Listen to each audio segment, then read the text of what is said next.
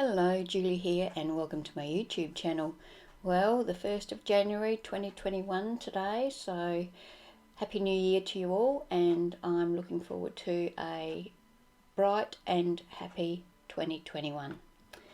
This layout that I'm creating today is for Mystical Scrapbooks. Their challenge for January starts today. It's a sketch challenge and I think there's 2 sketches. I'm going to be using this sketch. And I hope you enjoy watching my layout come together.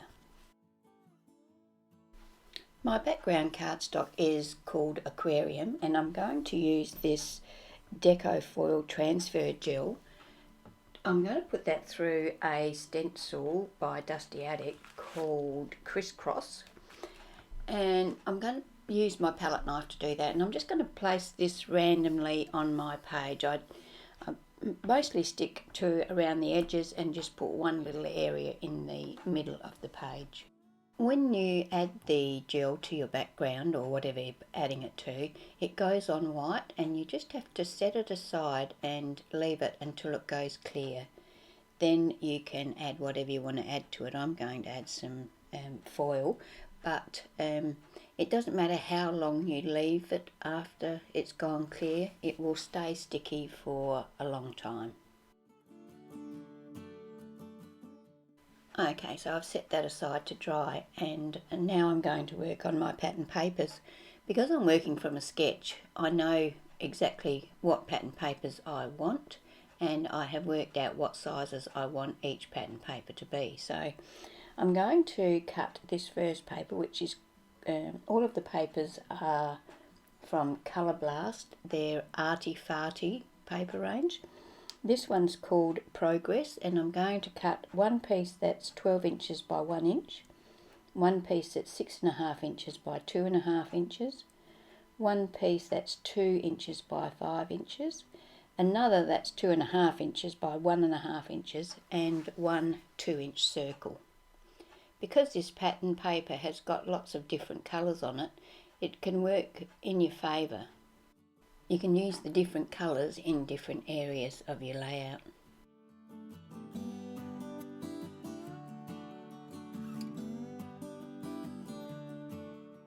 I really love these papers, and they're so bright and colourful, full of life. These are just a few of the papers in the range. My next sheet of pattern paper that I use is called Ideas, and from this sheet I cut one piece that's 12 inches by 1 inch, one piece that's 1 inch by 5.5 inches, one piece that's 7 inches by 4.5, and one circle that is 1 3/4 inches in diameter. I have to apologise here, I thought I was recording and I wasn't. I have started to apply the foil to the gel. You can see that the gel is clear, you can't really see it in the video here. And to make the foil stick to it, I just lay the foil on top and then run my brayer over the top of that, applying a little bit of pressure. And you can see that the foil comes off and sticks to the gel very nicely. It is a lovely effect. I haven't done this before, but I know that I will be doing it again.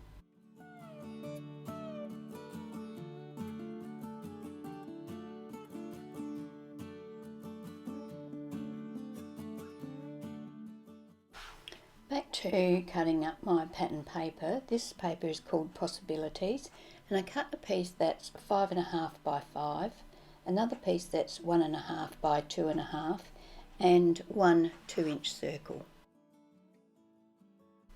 I'm going to use another sheet of the Aquarium cardstock to mat my photo. My photo is 4 3/8 inches by 4 inches, so I'm going to cut a piece that's 4 5/8 by 4 1/4. I'm going to attach that to the back of my photo. First of all, I'm going to file around my photo with an emery board and ink around that, and then I'm going to ink around my photo mat and then attach a piece of chipboard to the back of my photo mat.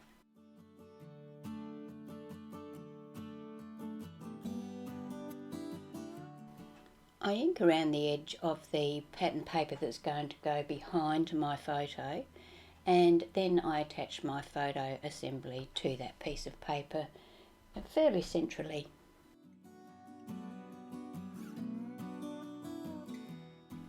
I take a Martha Stewart punch that I do not know the name of, and I take the 1 inch by 12 inch piece of the Ideas paper that I had previously cut, and I punch along one of the 12 inch edges.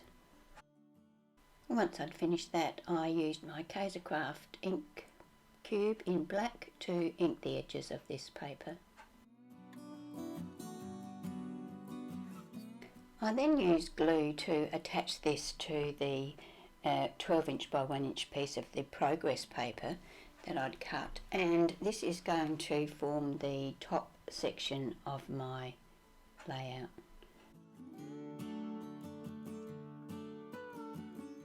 I've used my Spellbinder Standard Circle Small to cut all of my circles, and I have inked around the edge of all of my papers and applied double-sided tape to the backs.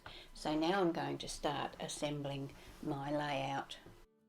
I follow the sketch exactly with the placement of my papers at this stage.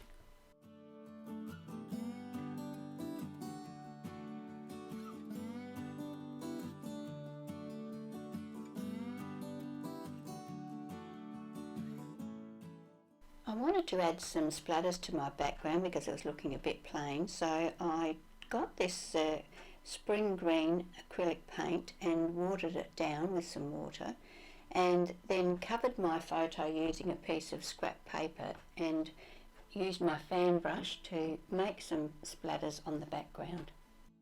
They don't show up a great deal, but they are subtle and they do add to the background.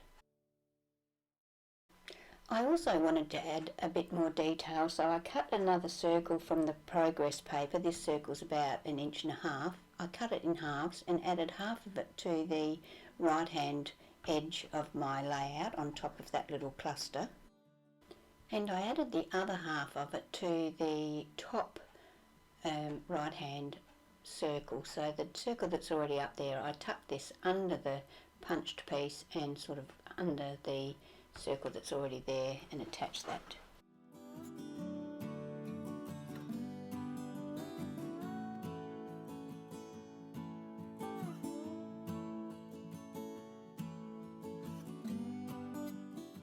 I'm going to use my Dynamics high-rise numbers to cut my title. The title is simply the year that this photo was taken, and I'm using the paper called Transform to cut that.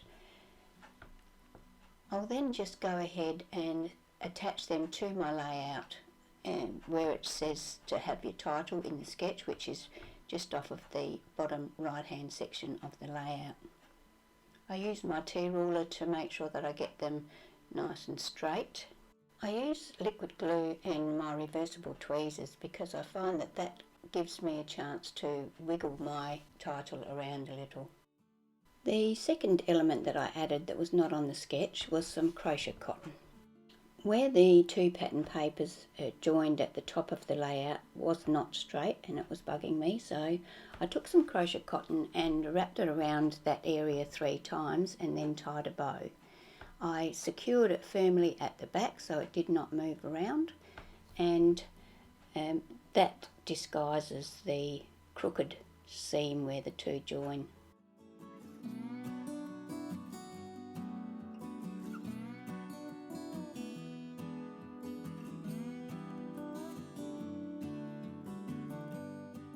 I also wanted to add a bit more detail to the layout, so I used my Uniball Eye Micro fine black pen. It's made by Mitsubishi Pencils, and I did a scribbly border around each of the elements on the page and also around the page to give a border to the page.